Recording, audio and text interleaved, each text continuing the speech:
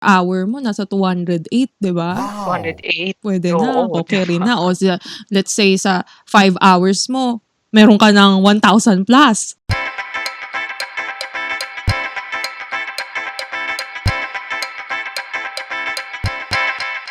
Okay, so hello guys. At ako nga po pala si Jizel Rivera at muling nagbabalik sa channel na ito. So if you are new to this channel, click on the subscribe button and the notification bell para makapanood ka ng mga iba't ibang videos about home-based jobs at anything na pwedeng pagkakitaan online. So for today's video guys, may mag-share sa atin ng home-based job na kung saan pwede tayong mag-earn approximately 200 per hour. At ang kagandahan pa dito guys, hindi sila maselan sa work experience, sa educational background, no certification, kahit no experience, pwede kang mag-apply dito. So now let's welcome Teacher John. Hi everyone! So my name is John. Yung iba napapronounce siya ng J yan, pero John. Teacher name ko is Johanna naman siya. Kaya minsan sa mga videos ko, nasasabi ko Johanna. Ako na din nalito. So my YouTube channel ko is John, Jeanne Rivero. Gaano ka nakatagal na nagwo-work sa Native Camp as an ESL teacher? I started 2017, so magti 3 years na. Ano yung nationality ng tinuturuan mo dito?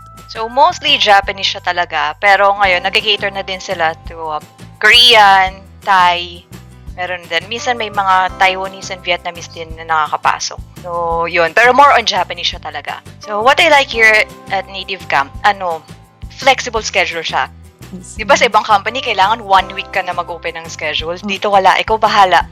Pwedeng huwag ka magturo ngayon, diba? Tinatamad ka. For example, 30 minutes before the lesson or 10 minutes before the lesson, pwede mong i-close yung slots mo. Ikaw talaga bahala. Kahit hindi ka na magpaalam, basta wala pang nakabook ha. I Pwede see. mo na i-close yung slots mo. Ah. Super flexible. So, yun ang kagandahan sa pag-work dito sa Native Camp. So, meron lang, you can manage your own schedule as long as hindi pa po book yung slot na inopen mo. Ano yung mo dito, yung pag-work mo dito? Mostly ba sa gabi, sa hapon? So, dati, ang ginagawa ko is morning to noon and then hapon hanggang gabi. So, hinahati ko siya into 2. Minsan, minamax ko talaga yung 12 hours din eh. Pero, nung nag-start yung lockdown, yan, humina na internet ko. Kaya, no choice but to work at 12 midnight. Nagmamadaling araw na ako. 24 hours kasi operational nung Native Camp. I see. So, compared mo sa ibang ESL company, di ba hanggang 12 o'clock lang talaga as in, hanggang doon na lang. Ganun lang. Okay So, maganda rin palang magkaroon din ng graveyard shift. So, meron bang mga student during that time? Meron. Karamihan mga nasa Europe, nasa Amerika, na mga Japanese din. Meron din kami office-based.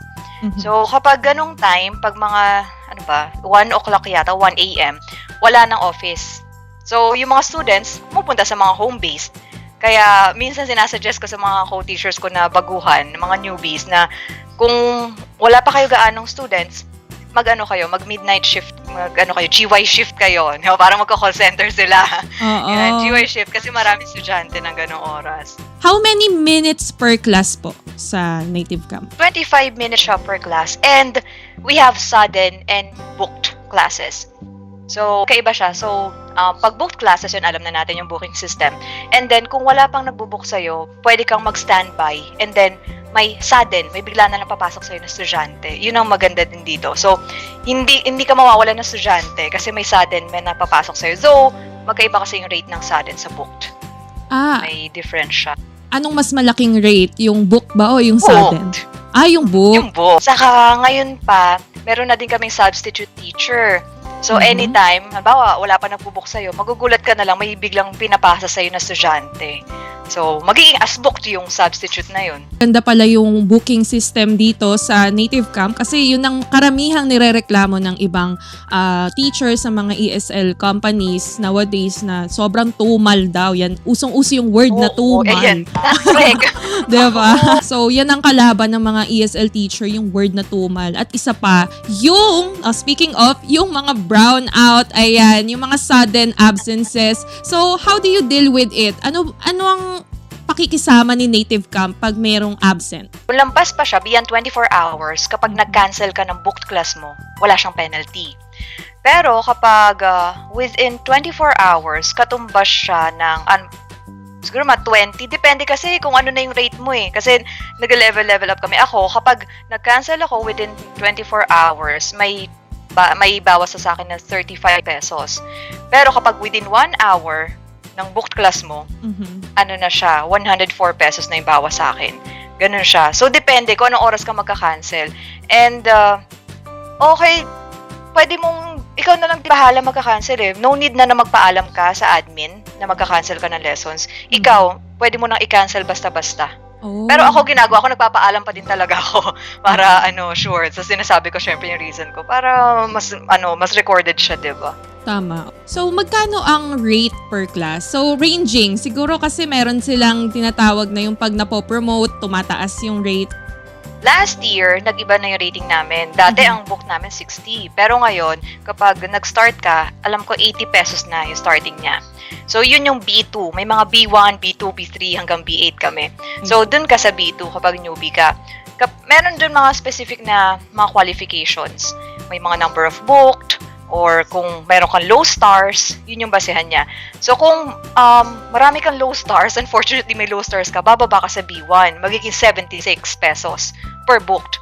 25 minutes lang yun ha. Tapos, kung ma-meet mo naman yung qualifications, pwede kang umangat.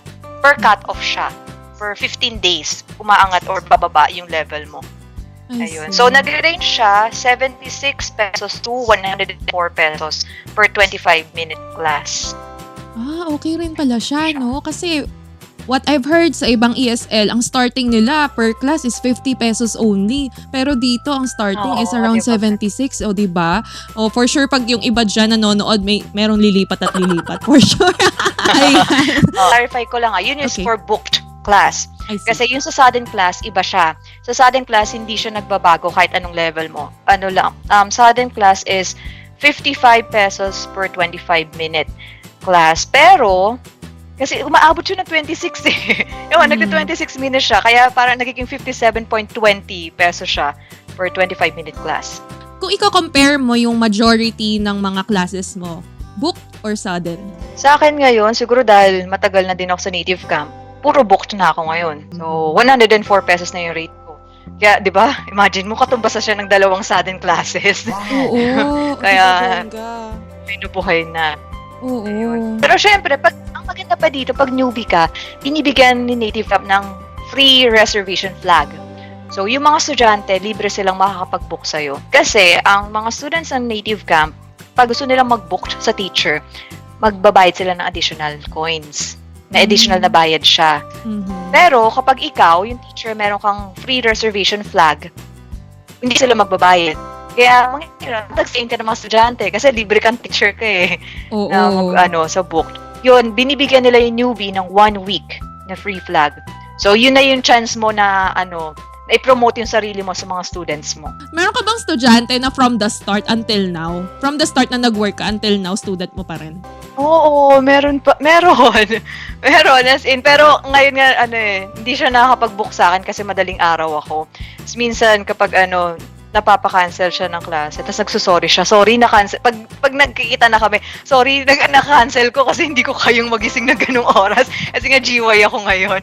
Manya, kapag okay na internet mo, magbubook ako agad-agad sa'yo. So, ayun, nakakatuwa pala, no? And also, you develop relationship, friendship din sa mga students mo. Kasi ito yung mga concern talaga nung may mga nagme-message sa akin sa Instagram regarding sa equipments, no? Sa mga gamit. Alam ko, mga 4 gigram, I3 above, mga ganon. Hindi naman din ganon kahigpit si Native Camp. And ang problema pa madalas ng mga applicants, yung headset nila. Kasi 'di ba, yung mga noise cancelling na headset, medyo mahal siya.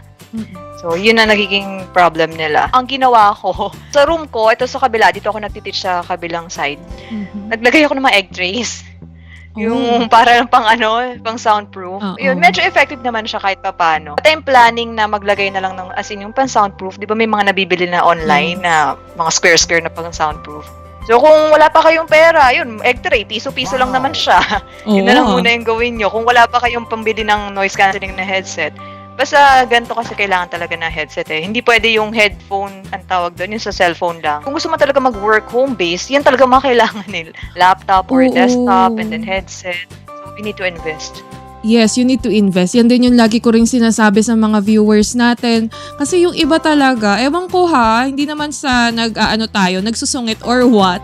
Kasi yung iba talaga gusto, yung wala silang effort ba, yung instant money na lang, ganyan. Pero sa mga ganito kasi guys, pag home-based job, dito ka talaga mabibigyan ng stable income. Hindi yung pa-extra-extra lang. Kaya ito yung dapat nating seryosohin. Hindi porket na nasa bahay lang, kailangan natin tong seryosohin. Magbigay ka ng effort, kahit man lang yung basic computer lang, and yung CDR King na webcam, di ba? Yung as long as nakikita yung face mo. Ay, oo. And naalala ko pa nga nung nag-start ako talaga ng online teaching, ang headset ko pa nun, nabili ko siya second hand lang na headset ha.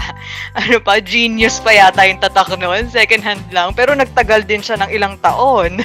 As long as, nakakaipon ka for sure habang nagtuturo ka. Like, I think in 3 months time, makakapag-invest ka na or makakapag-upgrade ka na, diba? At least yung headset man lang. I think meron ako nakita sa Lazada, one of the cheapest noise cancelling headset is yung Plantronics, diba? Ito, Plantronics siya. Ayan. Pero bigay lang siya sa akin. Wow! Madami naman mga mukha lang talaga. Diba? Kung gusto natin yung talagang maganda na headset, pag-ipunan natin, in native camp, actually, yung mga mga co-teacher ko, in 1 month, kaya na nilang makaipon ng pambili ng magandang headset. Kasi kung masipag ka lang talaga magturo, malaki naman yung kita. Mababawi mo talaga siya, di ba? Oo. Tsaka, hindi naman natin loss kung bibili tayo or mag-invest tayo dyan. Kasi, magre-reflect yan sa rating ni student sa atin. So, minsan nakakaloko nga yung mga nagtatanong, pwede ba mag-apply ako, teach? And then, doon na lang ako, pag natanggap ako, doon na lang ako bibili. Paano makakapag-system check?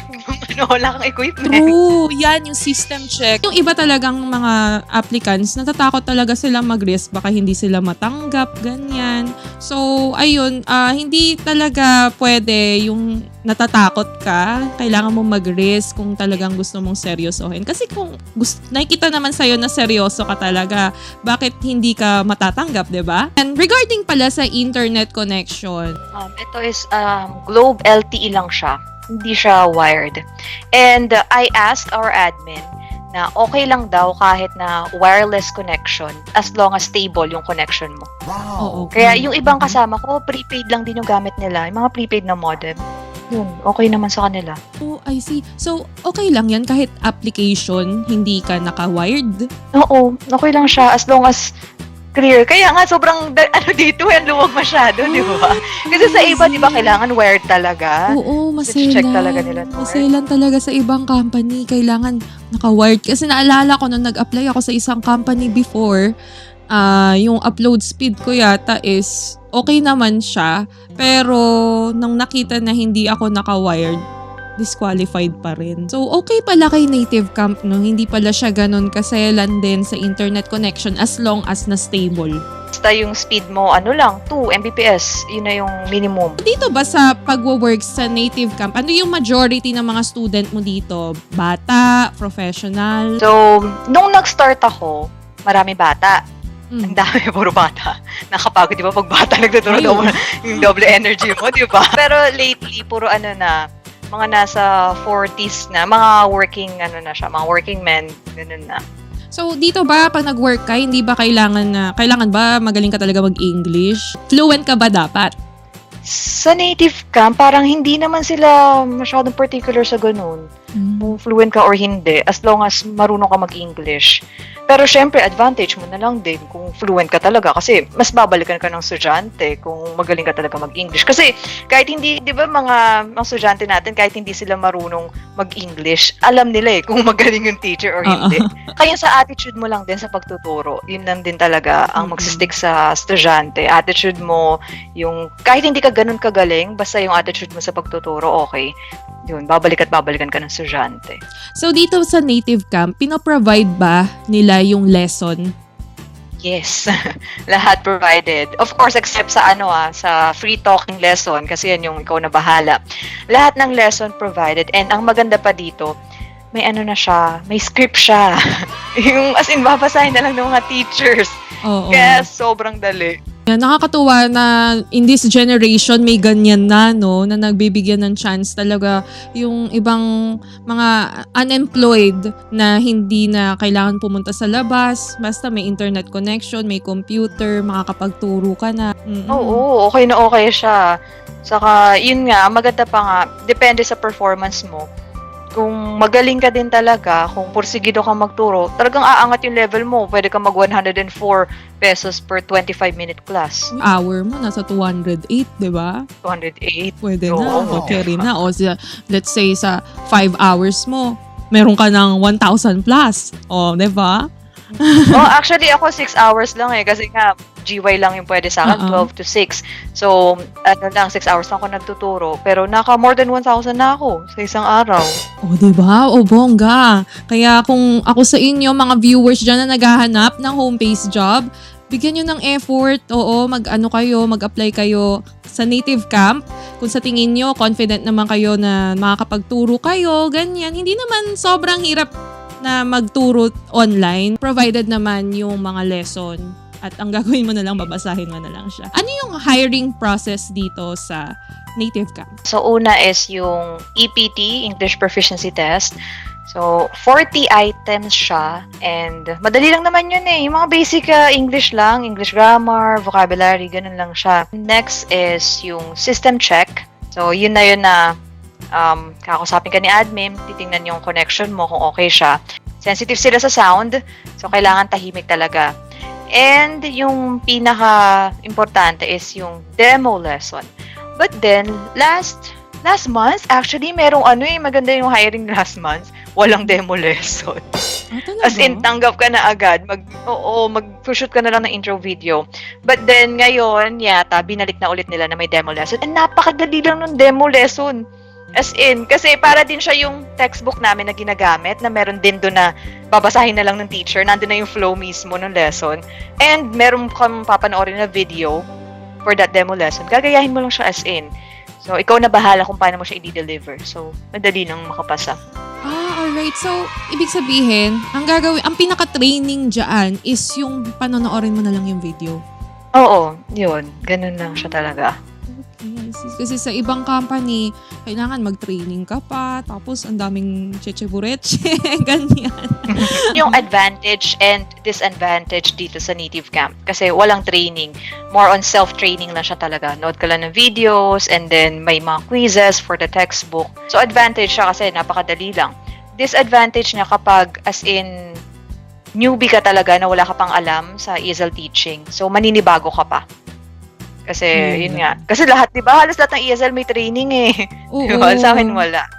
So, next step is yung magsushoot na ng video, intro video. And then, gagawan ka na ng account ni admin. So, within 24 hours, magagawan ka na nila ng account. But lately, kasi dumami na din yung applicant. Kaya, parang more than 24 hours na nagagawa yung account mo. Yun lang, ganun lang. Simple process lang siya. Halos tatlong steps lang siya talaga. So, yung English proficiency test, system check, then demo lesson. And then, wait ka na lang for the activation of your account. And, ayun, yung mag-shoot ka nga ng video mo for intro video, and then intro text, yung paggawa na lang ng profile. Ayun. Ayun na. Then, yun na, pwede ka na magturo. So, maka-receive ka na ng email, okay na. Turo ka na agad, open ka na ng slots mo. Ikaw na bahala sa schedule mo. Pwede mo siyang matapos in a day. Ako dati, 1 day ko lang din natapos Oo, in a day. Pwede mo siyang matapos. So, ano yung mga documents na ipapasa?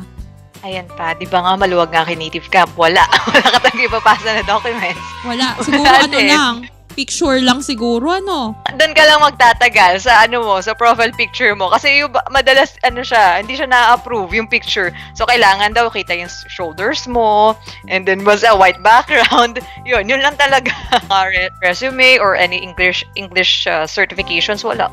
Uy, ang galing. Ayun, nakakatuwa pala dito. Gusto ko na rin tuloy mag-apply, nakakatuwa siya, in fairness. Tapos, regarding sa background, Basta plain, ganyan, background mo. okay na, ganyan lang. Okay na po. And yung iba, ako meron akong na-receive na tarpaulin. Pero ganun lang, isang tatak lang siya na native camp eh. Di ba ibang companies puno na ganun? Oo. Sabi hindi, isang tatak lang. Ngayon yata, yung ibang mga teachers, ni-require na sila na magkaroon ng ganung tarpaulin. Pero yun nga, isang tatak lang siya. And kung wala kang tarpaulin, okay lang din. Basta plain lang yung background mo. Ayun. And honestly, ako dati. Okay. Dati ang background ko, yung mga egg tray. Yun yung kita sa likod ko dati, yung mga egg tray. Yun, wala namang angal yung estudyante. Payment is through BPI and PNB. So, savings account. So, ano yan? Tuwing kailan? Twice a month? Once a month? Twice a month ang sweldo namin, 10th and 25th. Kung wala ka pa talaga, lalo yung mga estudyante pa, makakapagturo naman din kayo agad kung wala pa kayong bank details or TIN. Kaya lang, syempre, hindi ka makakasweldo kasi wala kang bank details. Pero yung sweldo mo naman, may ipon lang din siya. May ipon lang siya na may ipon. Then, marireceive mo siya once sa bank details.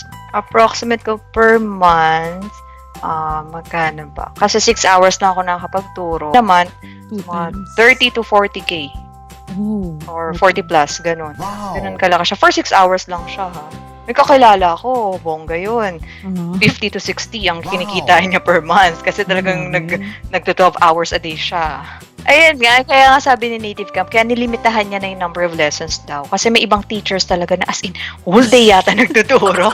Grabe. Oo, kasi nga, laki kasi, ang bilis ng kita. Whole day sila nagtuturo. Kaya sabi ni Native Camp, parang yung health nyo, kailangan tindihin nyo. Kaya ito na, 12 hours lang. Kaya ka nga nagwo-work sa bahay kasi you can spend time with your family as well.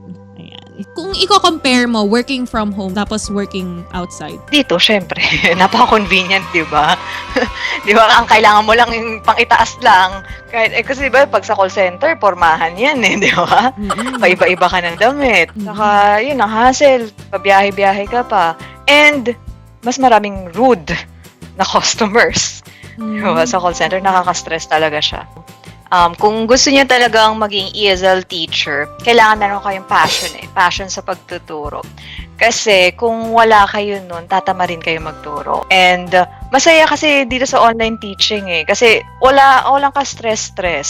Diba? So kung talagang decidido kayo mag-apply and hindi lang basta galing, so yung nabanggit natin kanina, hindi lang basta galing sa pag-i-English. Kailangan nandun din yung dedication mo and sipag mo sa pagtatrabaho. Ayan, palakpakan natin si Teacher John dahil nag-share siya sa atin ng mga iba't ibang kaalaman kung paano mag-apply or kung paano yung patakaran dito sa Native Camp. Thank you so much, Teacher John. Goodbye.